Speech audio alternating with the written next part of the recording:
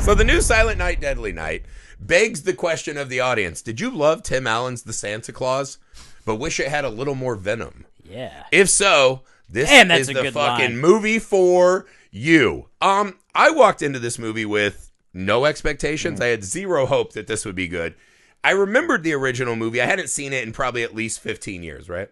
I did not have high hopes. I must say, this film absolutely crushed my low expectations, leaped right over it. I had a fucking blast with this film. Way better than it had any right to be, right? Yes. Right. So what were your opening thoughts, Heath? I loved it. I was having a blast the entire time. It was just going into this, it being a Cineverse film. So we've seen the Terrifier films now, and the Toxic Avenger. Mm-hmm. And I have to say, I don't know why. I guess it's because the original Silent Night, Deadly Night is this notorious messed up movie that is more like schlock and shock and gore. You say schlock? Schlock. What's schlock? Schlock? It's like Jewish shock. Yeah, I guess. Well, ask Lloyd Kaufman, who was Jewish. Yeah. So Sam, pipe down. We don't want to get canceled on New Movie Monday. Shock and spiel. Heath, you were saying? I don't know, since we're doing a Christmas episode, that any Jewish people are listening anyway. So they're still around. They're still doing things. They can't use electricity for like. I don't know how it works. That's the Amish. Oh, that's the Amish. Okay. So same for you. My expectations were very low, but I have to say, upon reflection, I love Terrifier 3. I really enjoyed the Toxic Avenger remake, and this movie was the best one easily out of those three. And Cineverse is doing something here. I don't know if it's working from a business point of view, but they are making enjoyable, kind of taking, I guess, the Blumhouse model that they've been doing recently with the remakes, and doing what all good remakes should do, which is taking a bad movie. And wrong. Okay. Not a bad, like a B movie. Like a B movie. And finding ways to twist that and bring it into a totally different identity. Yes. So doing something new, not remaking the same movie just with like 21st century effects and cinematography and production value, but actually going in with the concept and redoing the characters, redoing the plot points, and making it its own thing. I think all good remakes follow that formula, and I think a lot of movies assume that they're doing that, and they just don't. Mm-hmm. I think that's fair. And again, business-wise, we'll see. This movie's in 1,600 theaters. Yeah. Like, Cineverse is actually doubling down on the theatrical release. Quite a lot of theaters. And I will say, there was no one in our theaters. It's going to get trounced. I mean, there are two so teenagers. much. This is the first Silent Night, Deadly Night movie that has a fresh rating on Rotten Tomatoes, which I think is a good sign. I think this will be one of those things that horror fans have in their Christmas rotation every year in the future. But Sam, what were you thinking as the movie began to unfurl? So initially, to begin with, I was not a fan. I had never seen the original, although I was born on the same year. Thanks for that. That's why you never saw it. I was just a baby. You were a babe. I was just a little babe when that one came out. But my initial thought was not so silent. Like quite loud, but very deadly. So it was half right. The title was half right. What just infuriates me is that I know you've been sitting on that for 24 hours, ready to drop that on us like a fucking gobsmack. It was very loud and disturbing. I enjoyed it though. I got to say, I did enjoy it. It was a blast. I really liked the guy. Don't just act like we're going to just keep podcasting. That was ridiculous. That's insane. I approve. Titles matter. Yes. I enjoyed it too. If I had one critique of this, and I wanted to start here. I don't know how you guys feel. I was watching a video essay once about this kind of IP world we live in, right? They were talking about these kind of iterations, right? And eventually you get to Mario, right, who's kind of a thing. You add some side characters. Eventually you get to a character like Waluigi, right? Oh, yeah. And this character cannot exist without the prior context of the other But thing, he's perfect. Right? He's a character that has no intrinsic value, right? He's only a copy of something he's an iteration, right? Yeah. One of the things they talked about, a great example, is why the new Simpsons is nowhere close to the original Simpsons, right? The original Simpsons was made by all these really weird guys. They had these vast media diets. And they're all dead. And it's weird. And then eventually The Simpsons becomes a show that's written by people that love The Simpsons. And they're doing these iterations. This movie, to me... Wait, was this the Patrick Willems? It might have been. Yes, it I was just watched really it too. Good. It was a really good It was essay. the Legacy sequel stuff. Yeah. Yes. Right, because in that video essay, the example was the Muppets. Yeah. The Muppet movie, and I can't remember the other one. Star Wars is an example. Like, we the fans are, like George Lucas in the prequels, he did not kowtow to the people that grew up loving the original Star Wars. He wanted to blaze a new path. He wanted to advance. New generation. Yeah, and just not just repeat what had already been done. But as we saw with Force Awakens, that's exactly what everybody wanted. They wanted that old Star Wars feeling, and it's kind of like the South Park, the member berries. Yeah, member berries. Yeah, and so now you have the fans that are now iterating on this thing, and through that process, they are more or less zombifying the thing that you originally loved. Yeah, you're kind of creatively kowtowing, right? Or shackling what this thing can be. Yeah. If I had a critique of the movie, right, which I did find very enjoyable, it's almost a little too wink and nod, right? Like it's so in on the game that it becomes a little bit toothless at times, even as we have this mass carnage. So we came home from the theater, and I was like, I haven't seen this original in years. I turned it on, and there's just a magic that these Cineverse remakes can never capture again, right? Because that one's like a real unsafe, gross movie. But no there's like a movie these real days can. story. Even street trash. Right, Yeah. but street trash is the same thing. It's like this kind of iteration, like wink and nod at we know. Like I talked to Kruger twice on the pod, right? He's really into these movies. He's like a video store kid like all of us where he grew up on these, right? And there's all these wink and nods, right? This one's, it has this effect of it's so in on it sometimes that it somewhat pulls me out of the movie. And it's almost like I'm watching a really cool like skateboard compilation of things that I like. Can we spoil it real quick? Yeah, we spoil okay, so everything. you mentioned how you love the Nazi scene. Yeah. That took me out of the movie. That was a weird. So this was also a turning point narratively, though. Yeah. The more I thought, because I wondered about that too. This is where we still think that he's Murder Santa, right, from the first one. We don't realize that he's like a fucking avenging angel. Essentially, he's basically the good guy. He's like a paladin. And it is kind of funny to watch this guy who's been running around killing people. And then all of a sudden he just sees a Nazi and he's like, my woke rage is boiling over. I got to do this. The Nazi stuff is not in the original. No. I do not remember a thing about it. Okay. No. Okay, but going back to the member berries aspect of it all. Sorry, Sam, you threw me off. You threw me off on the Nazi stuff, but I do want to get there because Sam said, "Let's jump." I said let's pause or let's spoil it, but yeah, whatever. Sorry. We didn't realize you meant the pod. We thought you meant the movie. Spoil the pod. Yeah. Okay. Good. But what were you saying right up to that point? What I was saying is that there's this inability for me to watch these as movies, right? I'm watching them as someone like, hey, look at how cool it is that we all love is an issue. Silent Night, Deadly Night. Right. I think the worst offender of that was Alien Romulus. Yeah. And because it has this, like you said, shackles, this obligation to, give these winks and nods to the thing that came before. Mm-hmm. Now, however, with Silent Night, Deadly Night, I mean, that is a cult movie. Yeah. And if you're hoping to bring in a larger audience, I guess it's a double-edged sword, because why do you feel like you have to make any of these winks and nods? I guess you're still doing fan service there. And there's a lot in this but movie. At the same time, if you are excavating, gold, if you felt like there's gold in them hills back in that original movie, why not wink and nod to it? Why not bring it into this movie? So no, I don't agree with that, but it's like when we're about to kill someone and we stop and do like the kill Max. You didn't like the title cards?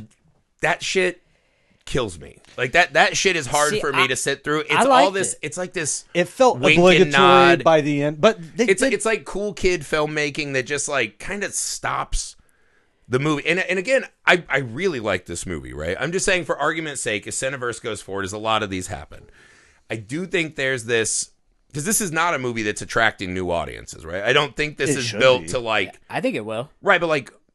Our wives aren't going to watch this movie, right? Like, this is made for horror movies. The people who see this movie... We're talking about a different generation. Right. The people who see this movie are going to be people who love the original, and maybe you get some young kids in, right? Maybe that's true. And this movie did find putting it some in theaters, kids are the only people going to the movies these days. People our age, we are always the only people in our theater. That's so true, I can only take it from my small example. But Heath does actual research. The theater that we go to is an outlier. No one goes. It's us and tons of Indian families. The Indian people because they show a lot of Bollywood. They have half of our theaters like awesome Indian movies. Regal does a good job of involving Bollywood in. Well, that's what I'm saying. Like, those theaters are fucking packed. But we were talking about our American movies. None. We were talking about it last night. This theater has not been updated in 30 years. There's a bathroom you can't go in because it smells like you're walking into it. Like, my son came out of me and goes, stinky! And I was like, yeah, that's right. It should be bulldozed. It's a porta potty. The Regal 17 should be bulldozed, and we deserve better.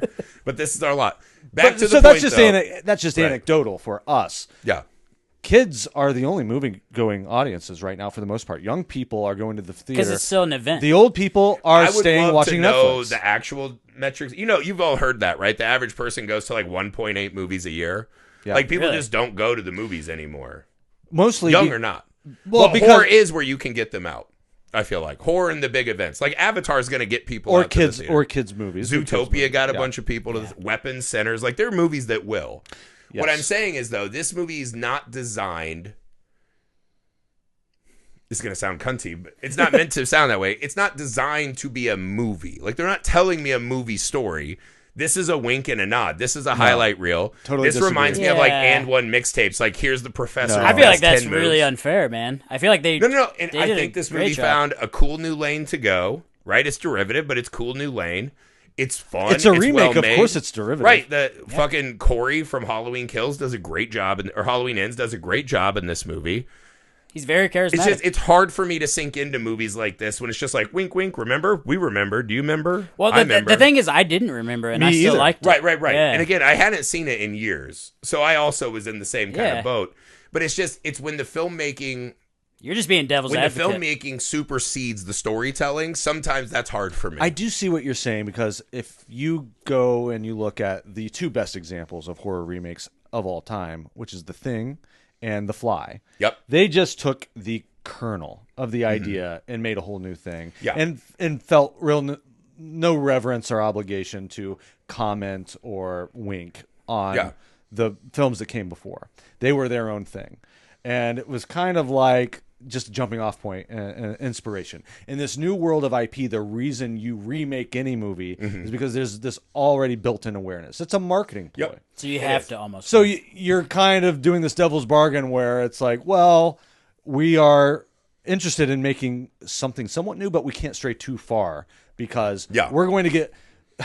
when The Thing and The Fly came out in the 80s, you didn't have streaming. Trolls. Yeah, you didn't have people who could find every movie within 5 seconds. That would gang up and sync your Rotten Tomatoes or IMDb score because it didn't hit every single beat that you remembered. So it's a tightrope to walk. It's a fine line, but I felt like this one worked because of the reason you said, Sam. I didn't really remember the original and don't have a lot of reverence for it anyway. And so just give me what you got. Yeah, this movie's insanely fun throughout, right? Like they made the right choice, clearly.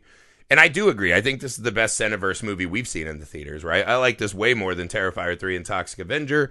Yeah, it is just one of those, it's like, and again, it's kind of arguing against a world that could have been rather than the world we're in. We're going to get, every horror movie you've ever heard of is going to have a remake all the time. And then remakes are going to have remakes. That's and then the new world one. we There's going to be a Sinners remake. Yeah, within our lifetime, we'll have a Sinners remake. That's fine, or a sequel. I believe there was a Silent Night, Deadly Night remake. Oh, there was, because there was that phase where they were doing all of them, right? Like made for TV or something. Well, they had Black Christmas got 2 remakes already, right? So like they go through these all the time. Again, I think it's kind of the music videoification of this movie that sometimes pulled me out, because I was having a really good ride. I do think this movie's a little indulgent at times. Like, this movie definitely could have been tightened up a ton. Like, there's 6 spooning scenes. Maybe give me 1. Yeah. Right? Maybe don't do the title cards. Maybe get me into it. It was slightly repetitive. I like the title cards, but I think if you just cut out like 2 of them, you'd be fine. Yeah, and it has this thing which almost becomes a threat in the movie where it's like December 21st. And I was like, oh, God. You didn't like that? Well, no, because to me it started to feel like it was going to be like a really long movie, which it felt like it was. It did. The issue is at one point they just get away from it and he stops killing people, and then we introduce. That's when like the lore explodes. Well, no, but that's right? the best like part of the movie in my mind, man. Is because like every one of those scenes he touches, and I love the sound. The sound that they do, like the boom when he's touching that thing. He has the big difference is in this, calendar. right? He has this advent calendar that's a Christmas tree with like dead bodies hanging off of it. He opens it up, and every day there's this old crusty blood where he's at a 10-year perfect killing streak. So every day of Christmas, he kills someone. He puts their blood on top of the old crusty blood.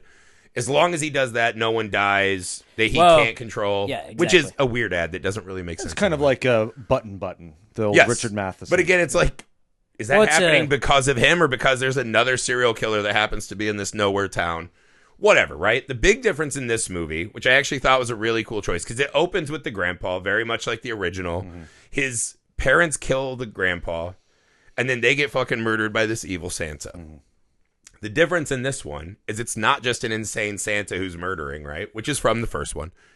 This Santa is some kind of angelic holy warrior. He's Venom. And this guy is now talking to Billy in his head, right? They completely rip off Venom. It's just the exact same Venom, fucking beats and comedy of the Venom movie. And Fallen. So they're borrowing. Well, Fallen's a spirit that takes you over, and you're not like his buddy in it. Yeah. You know what I mean? That's totally when Azazel takes you over. So this seems kind of pleasant that this creature is inside of you. Yeah, and he has supernatural powers. Yep. And he leads Billy to kill only bad people. Well, he's like a supernatural that's the thing, is Billy is just a normal human, right? Yes. Well, to your complaint about if he doesn't kill, then someone else, he can't control who dies. So I think that's his bargain with the voice, the spirit inside of him, is someone got to die. Because that's the whole mission. They say it over and over. And he does in the movie. He goes, people die every fucking day. Yeah. I just want to bang my girlfriend. What's your problem? Charlie, the voice, says, this is what we do. And if we're not doing this, something is still, someone got to pay. 1 month out of the year, stop being a bitch and go kill these evil guys, my favorite line of the movie was, and I think it's just supposed to be like a flippant line, but in the car when he's talking to her, he's like, I've been blessed with this curse. And that's exactly what it is. Mm-hmm. It's like a blessing in the sense that he's doing good, right? But he has to do this. So he has to give up his life. And he's totally fucked up because he watched in the same 3 hours time span, his grandpa died and his parents died. Vomiting blood everywhere. Yeah. And finds out his parents did it. Right? And then watches Santa shotgun both of his parents. Their heads both blown off. Yeah. And his mom stilettos Santa in the eye. And then he witnesses in his young life, in the span of just a couple hours, 4 people die at very different points. It's not like it all happened at the same time. That's going to scar you. And he's an angry person. And as we see later, toward the end of the film, in the scene that you're talking about, Sam, where he's explaining it to his girlfriend, he had a bad life. I mean, he was orphaned, and he was in halfway houses. And then the orphanage ladies just fucking killing these kids left and right. Foster care. And he staved it off until he was 17 or whatever. This movie does such a good job of earning all of this stuff. And it doles it out to where the information comes at the right time. It doesn't front load us with exposition. We kind of get to learn these aspects as it goes, and it enriches the experience the whole way through, and the character. So when, he's killing Nazis or whatever, he likes to kill people. Yeah, he enjoys it. Like you say, this curse is a blessing, and it seems therapeutic. Like, this is how he deals with this trauma that he's encouraged. By the way, not endorsing murder whatsoever. Jesus, what's coming next? But I do think it's interesting how they don't judge these characters, and the girlfriend too, who is also a psychopath. Yeah, and no one's perfect. I love the fact that they're all kind of quirky and weird, and the girlfriend's not like the typical, perfect girl next door type. It's interesting character. Because this is Silent Night, Deadly Night, right? The original, not so silent apparently. Not so silent, but very deadly. There were no silent parts in this movie. But no, I'm not expecting to relate to these characters, to be on their side, but the way that they kind of brought it all together, I very much was. That's tough. But they worked for it, like you said. I felt like they worked really hard to get you to like these people. It's tough to make a fun movie about a serial killer that you kind of like the serial killer. I guess we've had enough now where tons of them. You go to Dexter and everything, but I feel like you like this guy more than Dexter. I feel like you actually fucking. Well, Griffey's like a huge Dexter fan, but I am like the one great Dexter fan. I feel like by the end of this movie, I was rooting for this guy. The get out of jail card is the fact that he's like Dexter. He's only killing other bad guys. Yeah, other villains. Yeah, because the other guy's just a child abductor, and you're like, well, yeah, everyone wants to see him die. Yeah. Again, the movie. Again, I see what you guys are saying, and I do agree for the most part. The movie cheats right off the bat. Right, the first time we're in a hotel room with Corey from Halloween. What's his name? Billy in this one, right? Billy. That's classic horror movie cheating. He is in that room like a disgusting serial killer who's just kind of like playing with the body and fucking around. And they do a good job of kind of doling it out to where we see the change start to happen. Where he's not just purely psychotic. Well, and you don't know at the beginning. Like you're kind of on the fence. Like, is this a terrible person? No, because again, we all said it when we got up out of the theater. This is the most telegraphed swing of all time. Like, we all knew what was coming at the end of the movie. The thing is, there's so much happening that ends up paying off too. Yeah, that everything pays off for the most part in this movie. It's a movie, they give it away in the very first scene when he reaches for Santa and the light flashes. Yeah. They give it away. I knew immediately everything that was happening. All movies do that. Right. They cheat with him in the apartment. What I'm getting at is not a critique. You're the same guy. Is not a critique. Hold on. What I'm saying is, I can't believe through all this artifice, right, that it's barely telling me a story, that it never lost me. Yeah. I actually thought it's an incredible trick they pull when they're doing MTV movie making. Yeah. And somehow it didn't lose me. It's just a stylistic flourish. Right. What I'm saying is it's not a story. This is a very paper-thin movie for the most part, right? It's Silent Night, Deadly Night. Yeah. I understand. But the first one has an actual kind of contextual grossness that makes it feel like more than this is, right? This is highlight reel filmmaking. I think they do a good job, though, of keeping you engaged. Because that's the thing. When a movie's this thin, I should not care at all. I'm not like you guys. I didn't relate to the characters or give a fuck about their journey at all. Really? It was all a foregone conclusion. You know what I mean? Well, no. This but is the what guy, I'm saying is I still enjoyed the ride. He's the guy that says that he called The Sixth Sense. I did not call The Sixth Sense. I was a child when that came out, and I was flabbergasted. Okay. That is one of my favorite. My brother, because that was back when the theater would sell out. Yeah. And there was a huge fucking line, 200 people long people to would get spoil in. It as and my brother came out, and he just goes, Bruce Willis was dead the whole time? Gay. That happened and all to the me. people in line were like, what the fuck? That exact same thing happened to me. With I remember watching this last night. There was a point where I was just enjoying the experience so much. And I don't know if there was maybe a little bit of a sag where I was trying to game it out. And yeah, it was when they were spooning a bunch. Maybe that's when it was. And you're like, well, I don't need any of this. Yeah, I'm like, Get to the killing. I think I know how this movie's going to end. But in my internal monologue, I was telling myself, it doesn't matter because I'm really enjoying this. Exactly. That's the point I'm making. It didn't matter, right? Again, what I'm saying are all these things that shouldn't work for me in the movie and sometimes don't. They made the gamble of if the ride is fun enough and engaging enough, and Corey from Halloween Ends, or Billy in this movie, is doing a great job. He's really putting on an incredible performance that is captivating.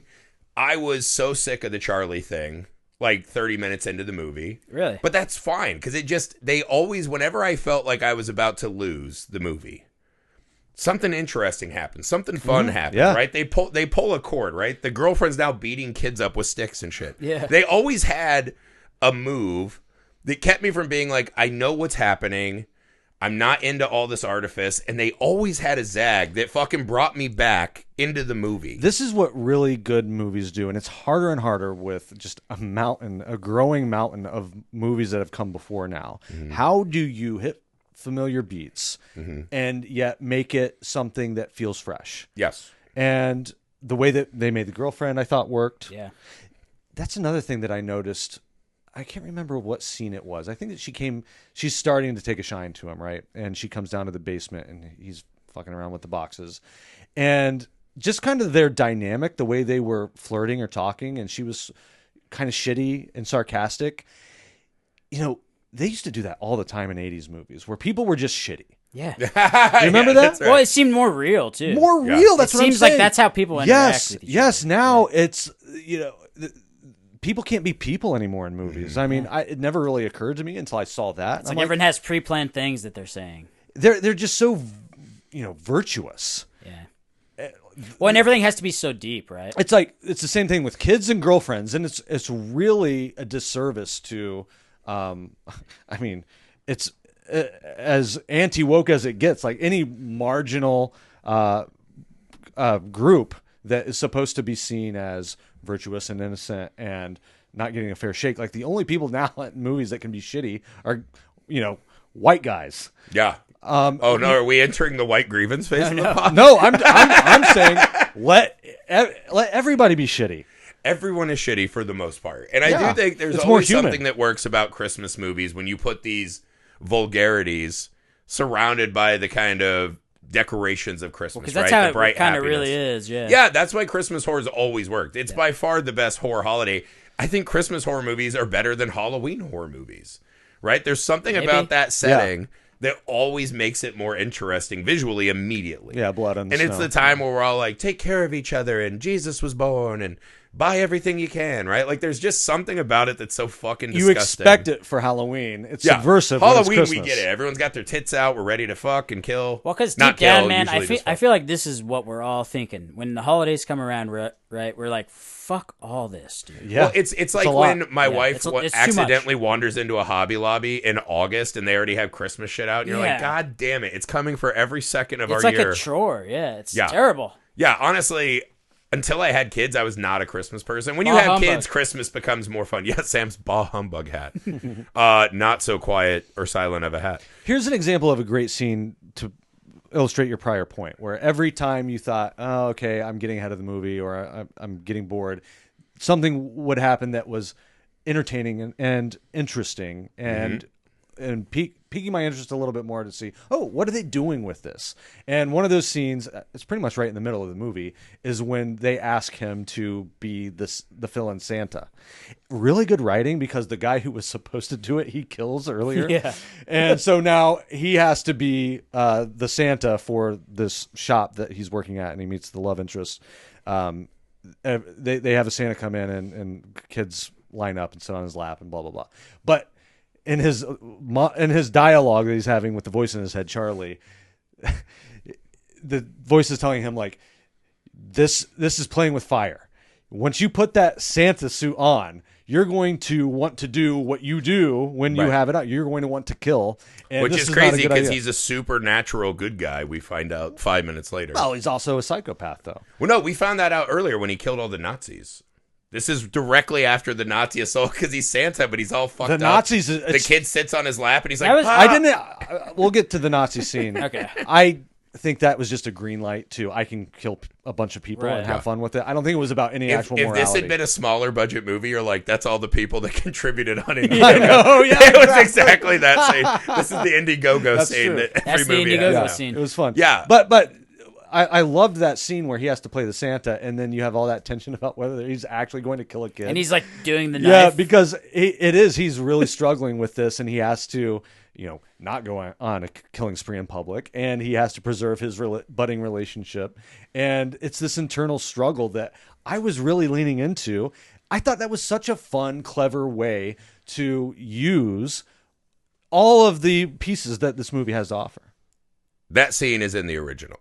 Okay. So Billy works at a store, right? They hire him, and this movie skips the whole nunsploitation section of the movie. Okay. But Billy gets called in because the fat guy who's supposed to come broke his ankle ice skating. And so the shop guy's like, hey, you should do this. It'd be a good favor to me. And Billy puts it on, and he's on the sled, and he's freaking out, and the girl's on his thing. He's like, if you don't shut up right now, I'll punish you. And he's like... And that movie's different because you actually think he might murder the kid. Might, yeah. There's no scene in this where you think this movie's going to go there. That's true. Right? This is a safer movie than the original. Yeah. But again, it is cool. And I think the difference between this and the original was the Charlie talking him through it. Again, it's a little bit of clever cheating because there's no chance he's going to kill that kid if he's who the movie says he is at the end, which is this fucking Holy Spirit that's actually only it would killing ruin bad the movie people. if he did, yeah. Yeah, but apparently everyone in this fucking town is killing and abducting kids, so maybe that kid is guilty of something. Who knows? I mean, who knows? But yeah, that scene is a great example of, it's interesting, it's well shot, it's engaging. Again, kind of toothless. True. But engaging. And I think that's the thing. There's no moment in this movie of real danger, real scares, but it is always interesting. And the performances are always interesting. You know what that scene was for, though? In my mind, it was for the girl to fall in love That's with exactly what they kept cutting away, and she was like unnaturally being. That's why the scene works, because they do the work, little character things that good movies do, which is make you care about whether or not these two people are going to get together. And that's what did it for her. Yeah. Yeah. And she goes to fuck him and says, keep the suit it on. on. And I was like, that's rad. I played an evil Santa in a short film. Did not get that moment. It all makes sense, man. And she's in love with her. They established she's kind of into the murder She's thing. super into true crime, yeah. So yeah, it kind of all works. It's kind of nice. Yeah, I mean, that's the thing. There's no flaw with this movie. Like, it's just a really well-made, thought-out flick, right? So we've got him doing his 30 days of kills, right? He kills this nice guy. Again, this is kind of the clever like flip when they're kind of cheating us because we don't know he's making him a guy. We don't know he's a bad guy. We think he's killing this old man because he's lecherous and trying to grab this girl's arm. Yeah, he goes and kills a guy, naughty, right? Fucking chops his head. We didn't know that guy had murdered his wife brutally and wrapped her up in a rug. We see her liquefied corpse later. That was the one thing I was like, why did you kill that guy? Yeah, what the hell? That guy seemed okay. Like, what old guy doesn't want to bang hot young women? Yep. And then he goes and the woman who's screaming at her son at the sports game, which is a very real character, right? Yeah. You're sucking balls tonight, right? And they meet, what is it, Dolores or Daphne, whatever. Yeah. Brings her, Delphine. They bring her over. He goes out, and this is where the supernatural starts because he's like, I've been driving for an hour. I don't know where I'm going. He's like, I know where she is. They find Delphine. This is the scene that this movie will be remembered for. He goes in and he goes up to this like fucking survivalist shed, right? And the guy's like, you're not packing Santa, are you? And he's like, He goes in and it's all Santas, right? Men and women Santas everywhere. The addition to the scene is not that it's a Santa party, but it's a white supremacy Christmas. Christmas. Yeah. And it's just a barn full of fucking Nazis. They have all these little metal swastikas on the table. There's the giant Nazi bannies ever. So he came to kill a lady who was just not nice to her son, we thought. But she's actually like a white supremacist fucking cell leader, right? And she does the, Christmas is a white holiday, white power Christmas. And she's doing all this. And he's like, that's it. I got to kill all of them. And he's like, don't do it. We're here for one. He's like, nope, I got to kill everyone. Because his woke rage, his Santa hands are squeezing. And I was just like, this is cathartic. This is cathartic and fun. Yeah. And then, he just starts John Wicking everyone's ass. And he kills probably 10 people, and then Delphine kills everyone else with a shitty Uzi. I do like that they had her kill her, because I was like, how the hell is this guy going to kill all these people? Yeah. Well, that was one of those, because again, this is another thing that I think people had a problem with in Halloween Ends, is this guy looks like he's 5'6". Yeah. And I was just like, I have always been a sizist in my action movies. I like my Batman buff. Like, if I saw Rob Pattinson in an alley, I'm convinced I could beat him up even in his Batman armor. Probably. When you see Ben Affleck, you're like, holy shit, I'm about to get rocked. I am a sizist with my action movie stars. This guy looks tiny. And I thought they did a very clever job. And again, this is right when we're learning he's supernaturally imbued. So it does make a little bit more sense. But that scene is that's one of those why wouldn't we do this when we can? Absolutely. No, it's a blast. It has no narrative value. It's just fucking fun for fun's sake. But it speaks to how clever the filmmakers are because, when that Nazi flag, the swastika flag, is revealed, it's a fun little surprise, and I laughed. And we all sat up a little bit. We're laughing. We're like, here we go. Yeah, and then it's like, okay, he's going to go on a killing rampage. Let's see. And then when it started, I was already feeling myself getting bored by the scene. I'm like, okay, he's going to keep going. What are you going to do with this? Now that I know where we are, and I've seen this before in Tarantino movies and shit, like, what are you going to do like Tarantino would do, which is turn those dials in directions that I'm not necessarily anticipating? And I mean, it's a familiar set piece that we've all seen, but it keeps you engaged because the filmmakers are smart enough to know, let me just take it in the slight direction that you would not see coming beat for beat. Yeah.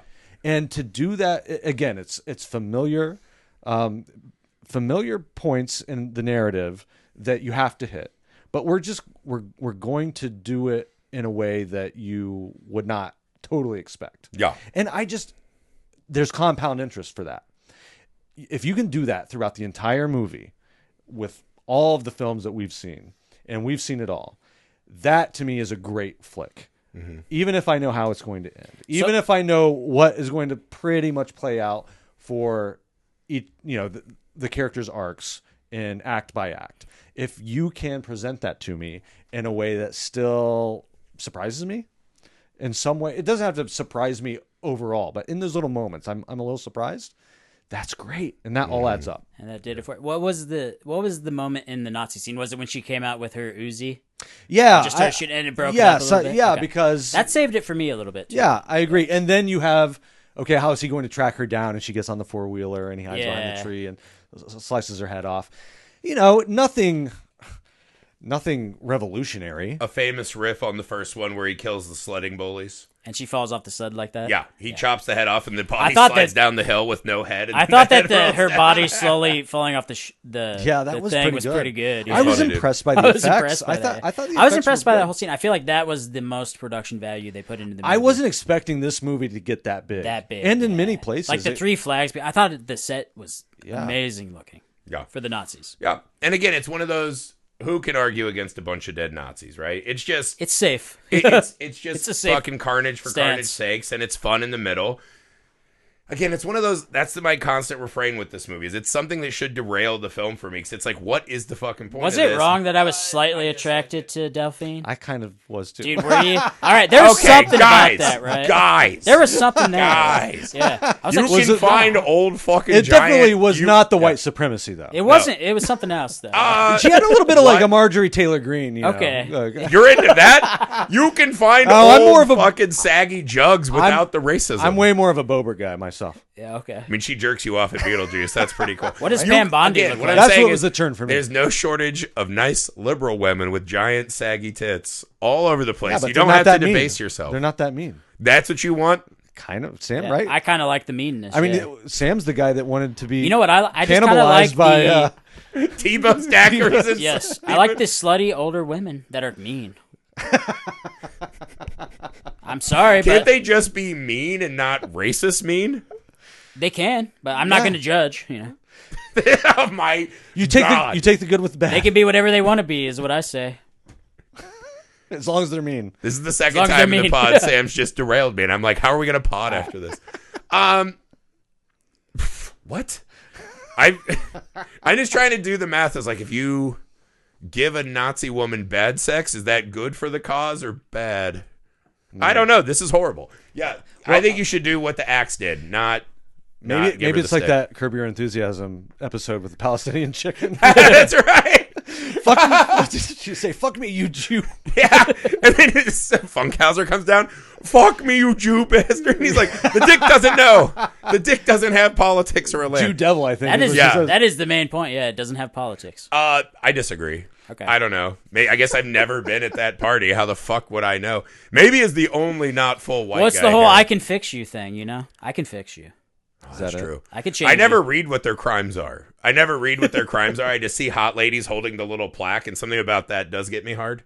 But I never read what their crimes are. Some of them are Nazis. Now, if I saw that and I went to post their bail and they're like, oh, they had killed 5 kids, I'd be like, I don't know anymore. You can still fix them. I doubt it. Do you really need to fix them? Or you just need to chain them up in the... Sorry. No, you need to punish them. You need they to need punish them. punished. Yeah. All right, anyway. Where are we? What's going on? What's happening? Messed up. Well, that's the one for the pod. Sam saying he wants to bang old Nazi women. Like you're Ed Gein. And if they're super bad, you're just like Ed Gein jerking off at your house in the basement. If they're super bad, I'll protect the world. Maybe I'm like the new Silent Night, Deadly Night, but I just keep them captured. It's like because you have a basement full of caged up old Nazi women. Yeah, and just like you're getting too nice. I don't know. Well, here I am again, thinking that this movie couldn't shock me twice in 2 days. Yeah. So he starts fucking putting wood to the girl he works with. Yeah. Right? It's kind of very, very traditional storytelling at this point. Traditional, for sure. And then all of a sudden, her dad gets killed by another guy in a Santa mask who has no connection to the story yet. I was a little This confused. sets off because he fucked a chick one night and didn't kill a guy. Yeah. Someone close to him, right? I was His a little- employer so and his girlfriend's dad It ends got up being murdered. the character that's snatching kids, right? Yeah. I was confused by that scene. I loved the scene because it let me ask questions. I was intrigued. So when the dad finds the kid that's in the van or the topper or whatever, and is shot in the back of the head by this other guy wearing a Santa outfit and mask, but then that murderer, who we find out is the Snatcher, turns and waves. That worked for me because I'm like, who the fuck is he waving at? That's interesting. And then we find out the answer to that a couple scenes later, where Billy is going through the security footage and sees that he was waving at the security camera. Right. My question is, why? Yeah, that part makes no sense. We find out later that he is connected. The cop, who's her boyfriend who used to hit her, he's part of the kidnapping ring, right? So in a way, this feels like appointed because he knows that she's banging this other guy. They want to get revenge on her in a very bizarre way. Yeah. Again, this town is very nonchalant about all the carnage that's happening in this town and the murders, whatever. And why is... Because there's no way they can know there's a supernatural tracking Santa spirit in this guy. Yeah, and also, is that kid just bait to distract the dad so that he doesn't see... Like, they could have just shot him if that was the plan. And if it wasn't the plan, why is he hanging out in that parking lot with a kid in the back of the I think this truck? is, again, gets to the highlight reel filmmaking part of it. We have to have this showdown. We know this is coming. We've been hinting at this grabber forever. There was a small part of me that was like, they're going to make it really interesting, and his girlfriend's going to be the grabber. We've already seen her brutalizing children. And I was like, oh, his girlfriend is a true crime junkie who watches it to get away with it. She's the grabber who hates other kids. I'm glad they and did he'll not be do forced to confront. But then they're like, no, we don't want an interesting idea. No, We're just gonna that go would not generic. have been interesting. That would Nah, not. I think it would have agree. been interesting. I agree with Heath. I wouldn't like that. I don't know if your two's opinions count anymore after what I just sat through. I feel like that's the cliche thing you can I do. agree. Yeah. How is that? That's the cliche more thing. That cliche. seems like something from Dexter, which you love. This is literally the Santa Claus. How is that less cliche? What do you mean this is literally... Are we This on movie this is Santa the Claus Santa thing Claus. again? The Santa Claus is a better Christmas horror movie than this, and it always will be. Okay. Every If you Christmas. kill a Santa or you're by a dead Santa, you get the Santa powers. That is Tim Allen's The Santa Claus. David I mean, it's very Cronenberg's similar. the Santa Claus? Yeah, this Yeah. is the Santa Claus. In that regard, it is kind of similar, I guess. It's the exact fucking same. It's Santa Claus mixed with But he's Venom. not delivering gifts. It's not like a good Santa Claus. Well, was Tim Allen a good Santa Claus? That's up for the audience. There's 3 movies Well, to I mean, decide isn't that. And it... a series. That is the thing. And a Is, series. is the commercialism, the marketing of bringing gifts to kids more important than not letting them die? Well, what the fuck is that kind of weird question? What if he's the Santa who's bringing justice and his girlfriend's kidnapping kids and they're supposed to punish naughty kids? And they're standing over a kid and they have to decide what to do. And then they both just die at the end and the world is chaos? Maybe, that could- dude. Well, that's The a world's different- chaos anyways. That's we a different find out. movie. You should write it. I do agree with you, Griffey. I felt like it was shoehorned in, the Snatcher. Yeah, it was just there for no reason whatsoever. That character meant nothing to the overall Well, story. Again, I thought it was going to be a reveal that it was someone we had seen in the story. It's not. Why couldn't we have just done all of this without the child abduction and just had it be the cop who beats up women? Mm-hmm. Right? He's already in the movie. Yeah, that's a good point. The cops seemed like that would have been too weren't obvious. in. though. I mean, when you go to the tree thing and you see all these fucking passed out drugged kids in a ball pit, great image. Yeah. Still fucking stupid. Doesn't make any fucking sense. Why are they luring these people here? What's the point of this? How do they know any of this? But you have to, if you're going to start pulling those threads, then you have to ask yourself, what's the likelihood of this huge Nazi party? Yeah. On the Well, outskirts that Nazi of town? party wouldn't exist. Yeah, exactly.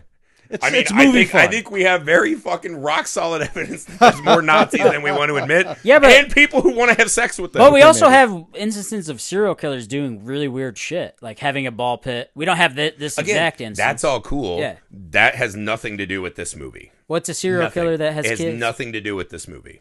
That is the element that I will forgive the film. I think it gets Yeah. so much else right. And And the scene is cool. it's cool. Again, it's just one of those like, what the fuck are we doing? yeah. It's a hat on a hat a little bit. Yeah. You don't It's a need mechanism to keep the story going. And again, I just feel like it would have been more interesting if the movie somehow tied to any of this journey that Billy's been on, right? Like, what if he had gone back to the nursing home? What if he had to confront his girlfriend?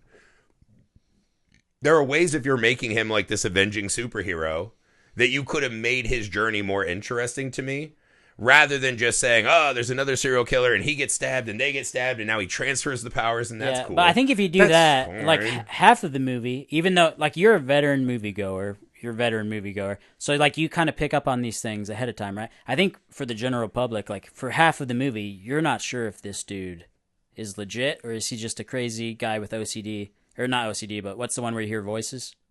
Schizophrenia. Yeah. So like half the movie, you're thinking... you know immediately after the Nazi scene, he's super powered. He teleports out of that bar to the woods to know exactly where to chop her head off. He drives an hour and finds her in the... he's a superpowered being at that point. But they also cut away to other scenes, and like he could be Googling stuff. Like they could have played it to where he's an insane guy. Until the very end. They could have. Up until the very end.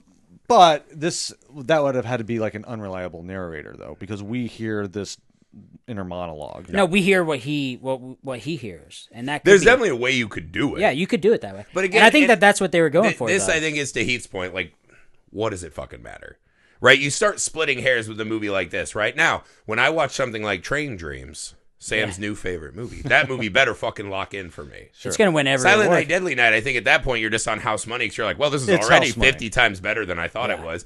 Even though the ending is objectively stupid, it's fun. It's still interesting. They really tried. Yeah, it was cool. The ball pit was a great visual. I dug it. Fine. For some reason, I was pretty invested in this relationship arc. I don't know why. I wanted these. Because they seemed like real people. You guys love evil fucking criminal women. Dude, she seemed like a real I thought person. I did. I thought it'd be like the guy who shows up to the orgy who's like, I'm ready for this, and then sees his two friends already fucking butthole deep.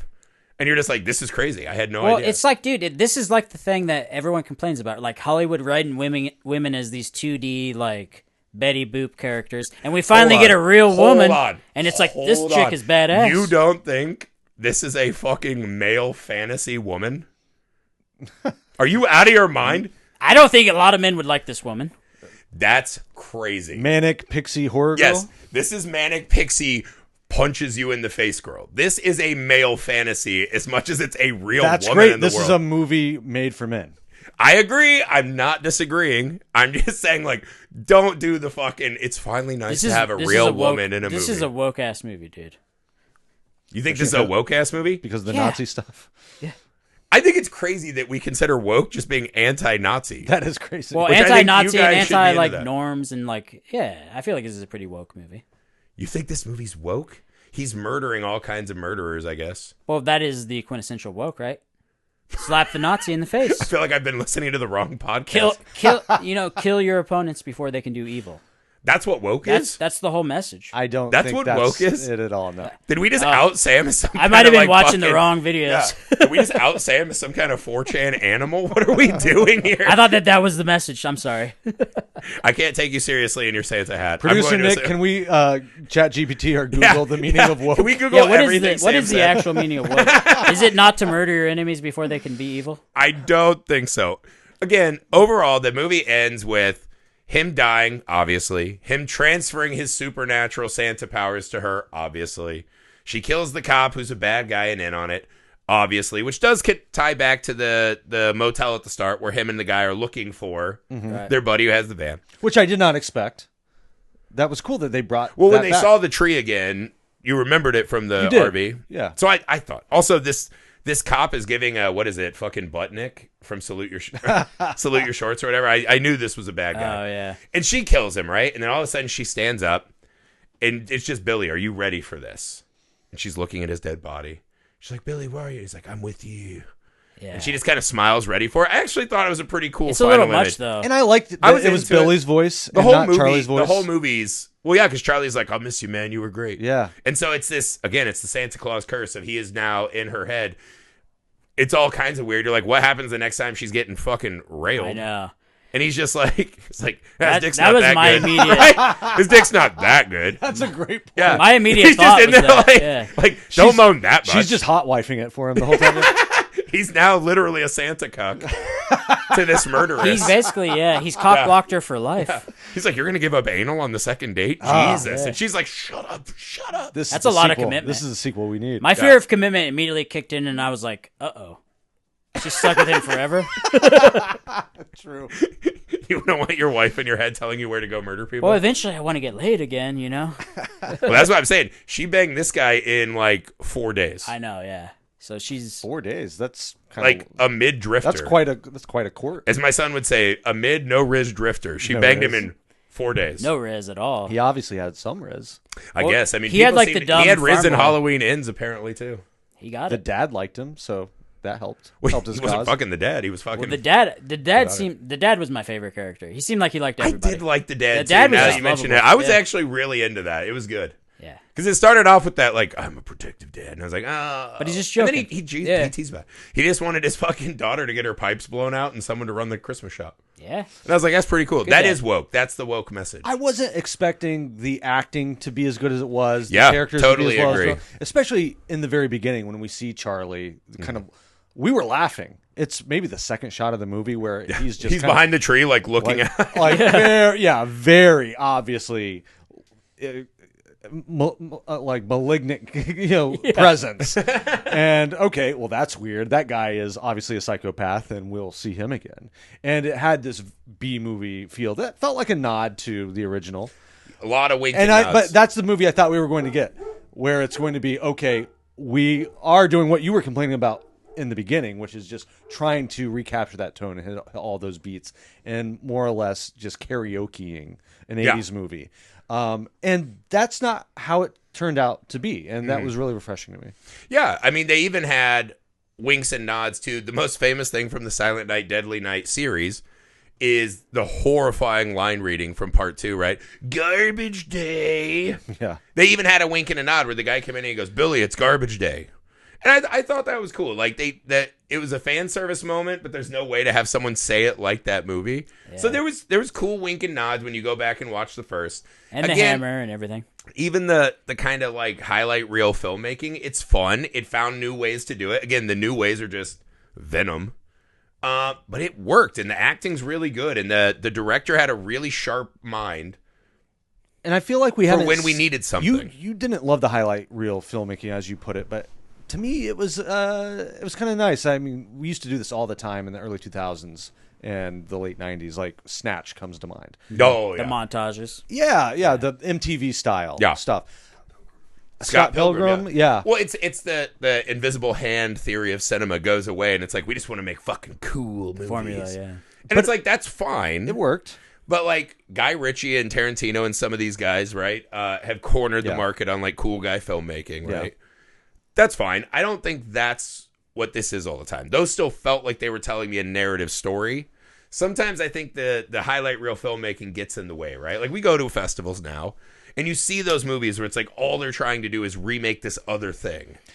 That's fucking great, and that can be fun. Well, I think what the highlight reel did for us was, if you think of it as like you're rooting for this guy, right, and he's trying to win you over, and it's like almost like a sporting team. It's like almost an event, and it's like, kill the Nazis, and everyone's like, yeah. There were fun variations. You guys, you fucking. There were fun variations on it too, where it's like you scratch out the name, and then it's a new mission. So it wasn't getting so rote and repetitive. Yeah, and again, I would never in a million years have guessed that all three of us loved this movie when we left the theater.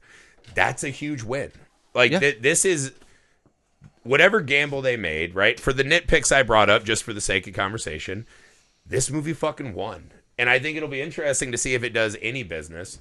But when this hits streaming, it's going to be in people's Christmas rotation for years to come. Like, this is one of the better Christmas horror movies I've seen in recent years, right? Yeah. Like, it's not as good as Krampus. It's not as good as Violent Night. The original Black Christmas. The Black Christmas from like 3 or 4 years ago was better. The original Silent Night, Deadly Night. Once you get past those like handful of like the big Christmas movies, it's right there. I think it's already a top 10 Christmas horror movie, which is pretty incredible. High praise, but I agree. Yeah. I thought Terrifier 3 was good. Yeah, I'm just not a Terrifier guy. I got booed at Days of the Dead when we did our live pod. I You said Art the Clown's for idiots. You had a dressing down after that. I was actually right, though. And I think some people in the crowd believed in it. They just didn't want to cheer out loud. Only like 200. Yeah, there were 200-300 people there. Yeah. No, Art the Clown is cool. Terrifier movies suck. And they're for children who are in giant people bodies. Producer Nick, do we have a definition? Yeah, did we get a definition for woke? Oh, yeah. I'll give Sam 50-50 because it breaks it down awareness and vigilance. So I give him the vigilance 50-50. 50-50. No, it's not 50%. vigilant to start fucking murdering. Hey, That's man. action. Vigilance is watching. So if gotta we be didn't ready get to that on fight. mic, the definition is awareness and vigilance. Yeah. Okay. It's to wake up to the societal problems that whites are ignoring. But what's the vigilance part? Is slap him in the face, right? What? No, I think this is something the black community came up with and white people took and corrupted, and now you're giving the Now worst it definition. turned it into a pejorative, yeah. Yeah. And now conservatives who would love that party are like, that's woke, bro. The party's woke. It means nothing now. It's like 6-7. It means nothing anymore. Pretty much. We've devoided a meaning. I don't even know This what we're was an talking about. illuminating episode. This was illuminating. So, Sam, what was the most messed up moment in Silent Night, Deadly Night? So for me, the most messed up moment in Silent Night, Deadly Night 2025 was when the dad got killed. There was just something about the girl's dad that kind of drew me in. Yeah, you liked him. He was a lovable Yeah, character. he's just a bystander. He's just trying to. His wife died. He's keeping her shop going. He loves the shop. He obviously has a lot of passion for the shop. And then he's trying to save this kid, and he gets shot in the back of the head by the Snatcher. It was sad. It's bullshit. Yeah, that's tough. Anytime you mix congenial parental character we like with child abduction and the good guys lose, that's And they never look behind, too. Like, when you see a kid that's in a car, I'm going to tell you this right now. All right. If you ever come across a kid that's trapped in a car, right? The guy that captured him is around there somewhere. So don't just stare into the car. Look around. If you come across a kid in a car, Sam's somewhere. Head on a swivel. Be ready, yeah. Sam's in a bush somewhere. Don't just stare at the kid and be like, I'm going to save you. I'm going to save you. Oh, yeah, you're not going to save him, dude. Also, I was like, yeah, fucking throw a rock through the window. Or something. Like, do something. It was annoying me that the kid was trying to let him know that Yeah. someone was behind him plenty of time, and he wasn't picking up on it. Come on, Dad. Come on, Dad. Well, unlike Sam, those of us who have never been around a fucking tied-up child, that's an intense thing. Yeah. Who knows how... This is the classic... Hey, man, you got to plan for every everything. guy I know who has guns who's like, if someone breaks into my house, they're going to get it. And I'm like, you're going to wake up in your boxers, have to take off your CPAP, unlock your gun, load it, fucking your bad knees acting up, you were laying wrong, Those your back's guys hurting, don't and you lock got to up get their into guns. action. Yeah. I'm just saying, there's a lot of fantasy building happening. Okay. Sometimes when shit hits the fan, it's brutal and it's hard. Wait, just you do whatever. don't drill these things? You don't drill what you would do if you came across a I was kid? so You don't scared of drill? what things meant. I'm talking about drills. No, I have a fucking katana and a baseball bat, and that's what people are going to get fucked up with if they come in my Is house. it a real katana? How many times is it No, been it's folded? not. It's a Kill Bill replica I It got might for my break, wedding. Yeah. I want my break. Someone's going to get hit with a blunt fucking katana by me and my boxers, and that's it. Heath, what's the most messed up moment in Silent Night, Deadly Night? Okay, this requires a little bit of setup. So the love interest, what is her name? Do we remember? No clue. No clue. Whatever. Delphine for me. That's awful. The girlfriend, and so Pammy. That's Pammy. right. Pammy. I should Pammy. remember that. How did we forget that? She and Billy have fallen in love, and the dad has now died. And so, in her grief, he is holding her as she asks for one wish. Or she said if Santa was real, she would ask for one wish, and that wish would be to track down and torture the person that killed her father. And he says, well, what if I could make that wish come true for you? Up until this point, he has hid his other personality that is in his head from her. There have been little clues that maybe he's not all there, that something's off about him. He's quirky. But this character, up to this point, does not know that he's crazy or that he has murdered anyone. There's no suspicion of that whatsoever. What we do know about her is that she has a short fuse and a bit of a hothead and a little volatile. We also don't know that she's just kind of like cool with dating a serial killer. So They're in the car en route to find the snatcher and the killer. And while they're driving, he is laying it all out for her. He's putting all of his cards on the table. She's in the passenger seat. They're going 60 miles per hour down a country road. There's no escape for her. And he is revealing to her all the people that he's killed, the whole situation. Minimum 250 people. Yeah, that he's been doing this for 10 years. No, 310 people. This whole crazy, Did you do the math? insane story. 10 years times 31 days. Okay, I was wondering. She's taking this all in. And then the last thing that he says to her is, we hear the voice in his head say, she's a keeper, because she asks him, so you're a serial killer? And he's like, yeah, guess I am. And she's just sort of like, okay. Well, you're still a good person, because they have that whole back and forth about good people can still do bad things, but that doesn't make them a bad person. Yeah. And so Charlie says to Billy, I think she's a keeper. And that's your messed up moment. Hold on, no. The messed up moment is he turns to her and says, Charlie says you're a keeper.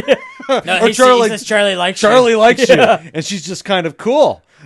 Another huge miss in the movie is when they were fucking, you just hear Charlie, oh, oh, oh, yeah, sucker left nip, oh. And he's just like, Charlie, stop. Billy, I'm getting that feeling, Billy. Of course fucking Charlie likes her. He's just fucking going downtown the night before. I'm getting that feeling, I'm getting Charlie. That feeling again, Billy. But up until she didn't even What does it feel like when a Santa spirit busts in your brain? But learning all of that, including the fact that she's riding with a schizophrenic guy, and she still is just cool with it, that's pretty messed up. That's why we like her, Griffey. Dick game strong. He brought Dick for two. Apparently, whatever they did in that fucking storeroom, she's just like, I'm willing to roll the dice. That's incredible.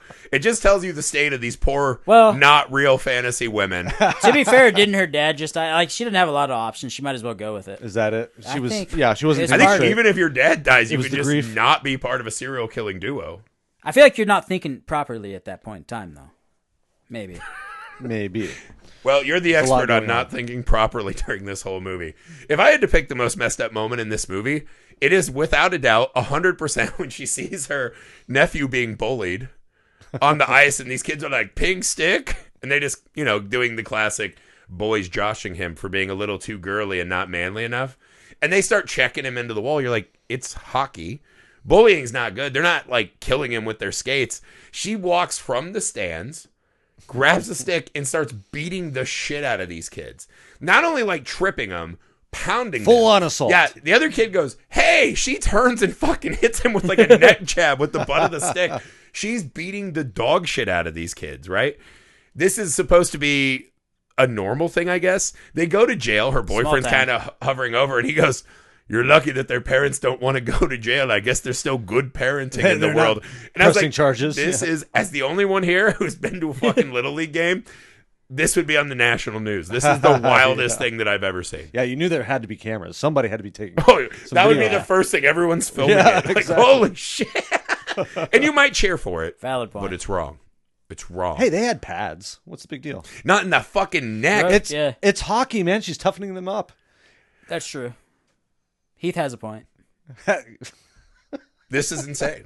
This is an insane room for insane we don't have people. kids, Sam, so we don't really care. Yeah. But if I did, I'd treat them like If I saw you hitting my kids with a stick, I would fucking pulverize you. That's a crazy If your kids thing. were little assholes like that, I would. Shut up! My kids do not deserve to be hit with a stick. That's it for Silent Night, Deadly Night. A great new movie, a soon-to-be Christmas classic, I think. Yeah. Cineverse knocked it out of the park with this one. Please go to the theater, if it's still out near you, to see this movie. This is the week of Christmas, right? So thank you, guys. This has been a great year. Our first full year as the Messed Up Movies podcast. It's been an incredible year. Thank you guys for everything. Give yourself the gift of coming on this podcast, right? Go to Indiegogo, type in Mr. Cream Jeans. You can get the perk where you join the pod. You help us make a movie. You get to come do a podcast with us. That's a gift to us too, man. Getting to make our first movie. That would be awesome. Go find Misfit Parade on YouTube, Instagram, TikTok. We're on all the cool stuff. Make sure you go to the Messed Up Movies podcast page. Treat yourself to a Christmas gift and all of your friends. We have tiers there that you can support. We have all kinds of awesome stuff over there. We'll be revamping that at the start of 2026 to make it even more awesome. Merry Christmas. This is the last time we'll see you until after the holidays. So Merry Christmas from all of us here at the Messed Head Movies Podcast.